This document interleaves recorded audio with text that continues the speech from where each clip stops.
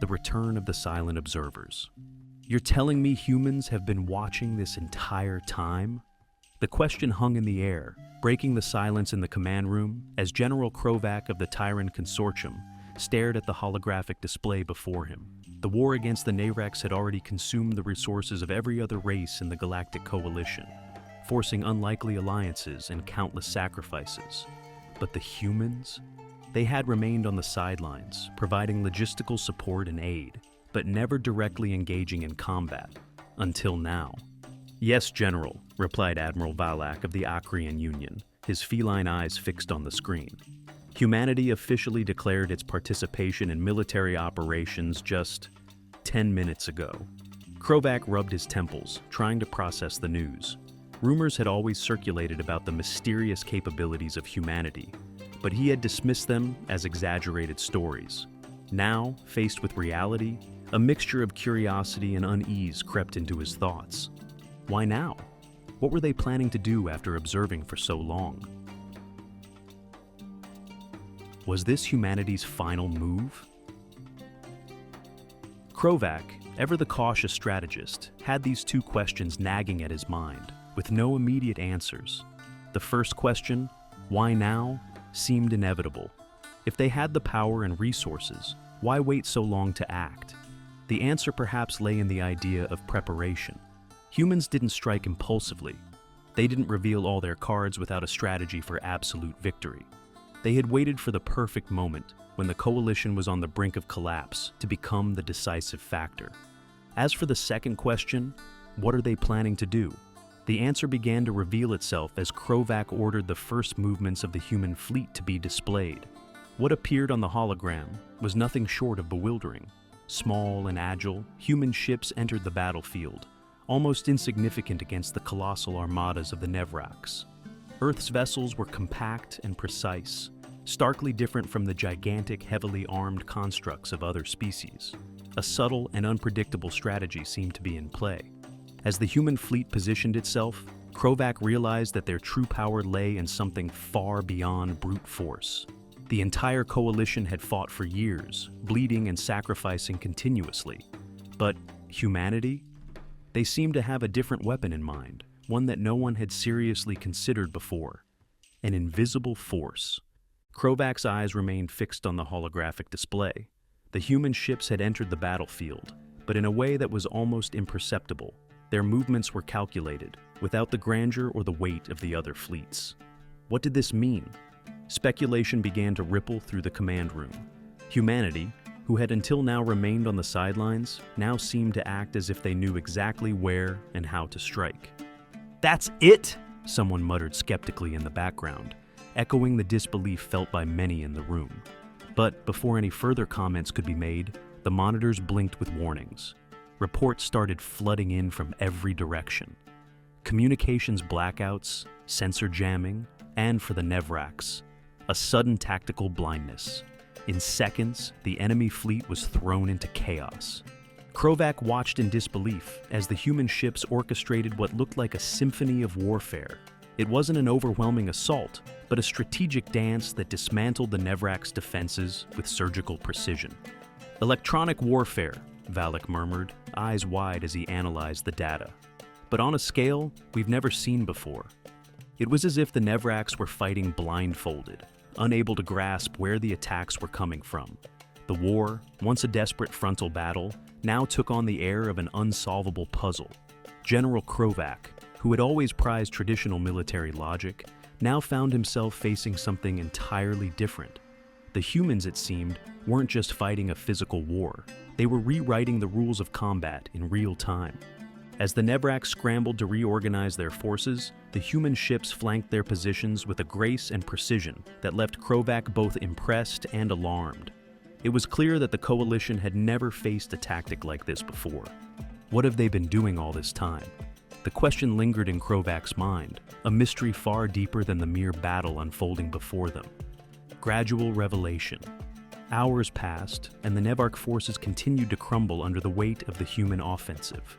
Chaos reigned in the command room as officers struggled to process the incoming reports.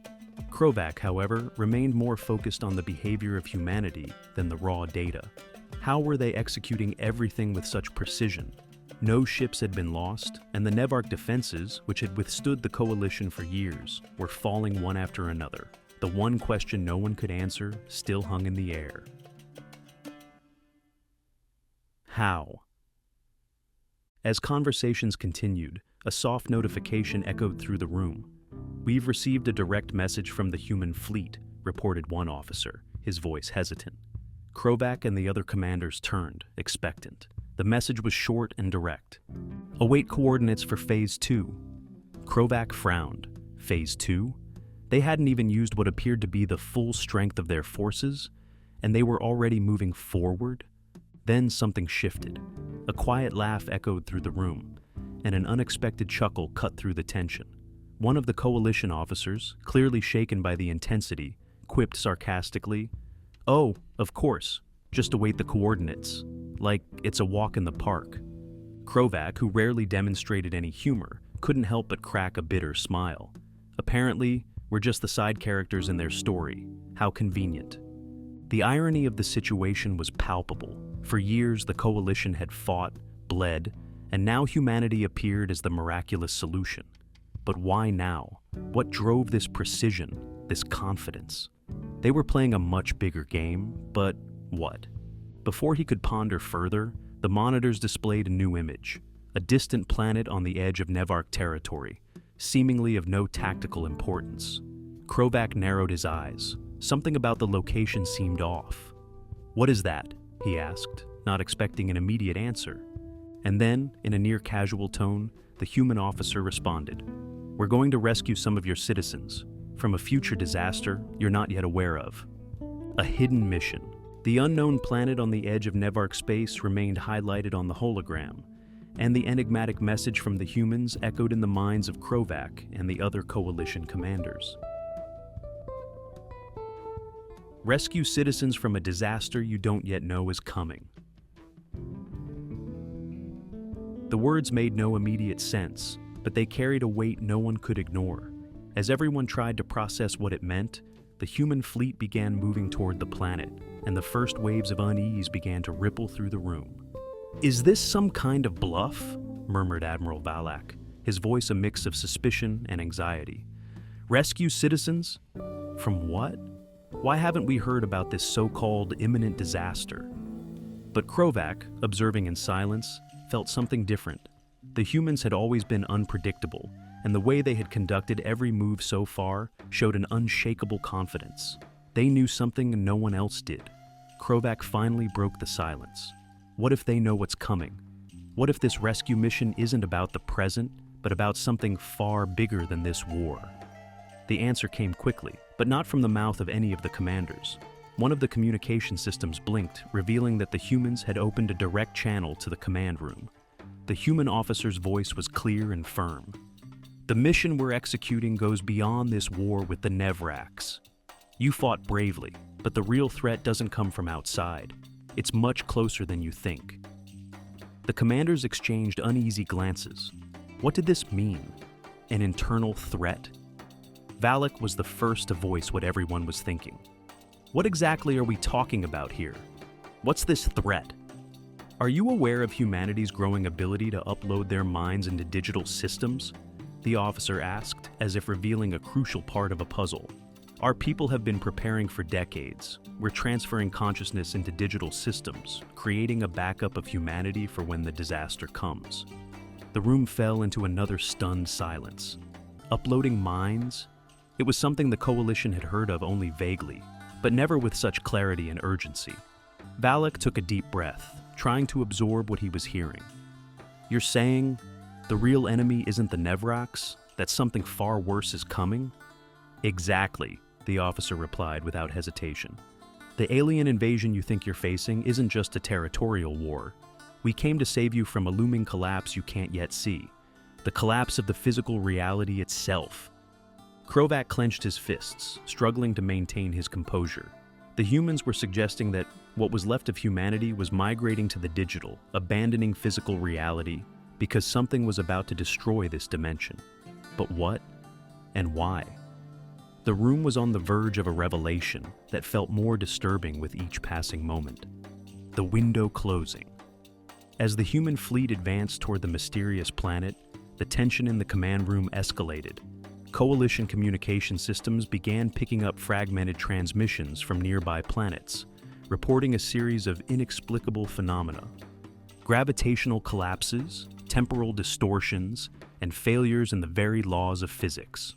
It was as if the fabric of the universe itself was beginning to unravel. Krovac felt a chill run down his spine. The human officer's words now made terrifying sense. "General," Valak began, his voice laden with worry, "we're receiving reports that these anomalies are approaching our core territories. If the humans are right, then time is running out," Krovac finished darkly. "But they've known this from the beginning. They knew this war with the Nevrax was a distraction, something secondary compared to the real danger." Valak shook his head in disbelief. "So, the human invasion was a rescue mission all along?" Krovac looked back at the screen, where the human fleet was preparing to land on the mysterious planet. "Yes, but what are they rescuing, and why? If this planet is the key to saving human consciousness, why didn't they tell us sooner?" Admiral Valak, with his typical irony, let out a bitter laugh. "Maybe they were just waiting for us to finally be desperate enough to listen." In the command room, the atmosphere of anticipation mingled with growing urgency. Reports of distortions and collapses were increasing by the minute. The Coalition was on the brink of a catastrophe they could never have predicted, while the humans, with their calculated plans, seemed always 2 steps ahead. Then, a new message from the humans arrived. "This is the moment to decide," said the officer. "If you wish to join us, if you want to survive what's coming, you must begin preparing your minds for upload. The time for the physical world is ending." Krovac, ever the skeptic and pragmatist, found himself hesitating for the first time. The Coalition had fought for so long to protect their planets, their physical civilizations. Now, faced with the reality of the collapse, he confronted an unimaginable choice: continue fighting a lost war, or accept that the future of existence might not lie in the physical world, but in a new digital horizon. And so, the anticipation grew. What would they do now, as reality itself seemed to unravel around them? What was about to be revealed on that mysterious planet? The end of the beginning. The human fleet touched down on the unknown planet, their ships gleaming in the faint starlight as descent systems activated. The tension in the Coalition command room was palpable, and all eyes were fixed on the holographic display, waiting to see what would happen next. Krovac, with clenched fists and shallow breaths, knew that this moment carried the weight of something that would change the fate of everyone. "We're receiving the visual feed from the human teams on the ground," reported one of the communications officers, voice trembling.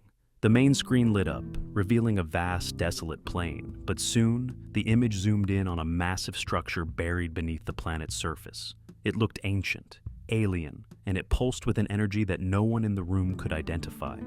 Krovac frowned. "What is that? A weapon? An alien base?" Before anyone could speculate further, the transmission was interrupted by the same human officer. He appeared at the center of the Coalition command room, his face calm, but with an intensity in his eyes that sent a shiver down Krovac's spine. "You are about to witness what we call the Awakening." "The Awakening?" Krovac repeated, confused. "What are you talking about?" The human officer looked directly at him, as if he were about to reveal the galaxy's most well-kept secret. "This planet you believe to be a lost point on the borders is not just a key to our survival. It is a repository, a vast consciousness matrix that has been dormant for ages. The real reason you fought the Nevrax wasn't for territory, it wasn't for resources. It was because they knew that here, in this place, is stored the true power." Krovac was speechless. What power? The answer came directly, and it was shocking. "We, humans, were originally saved by this technology long before we ever encountered other races. This planet contains the consciousnesses of thousands of civilizations that face the same fate you are now facing. The Nevrax wanted to prevent our awakening, and now it's up to us to decide if we share it with you, or let the Coalition fall." The revelation hit the room like a bomb.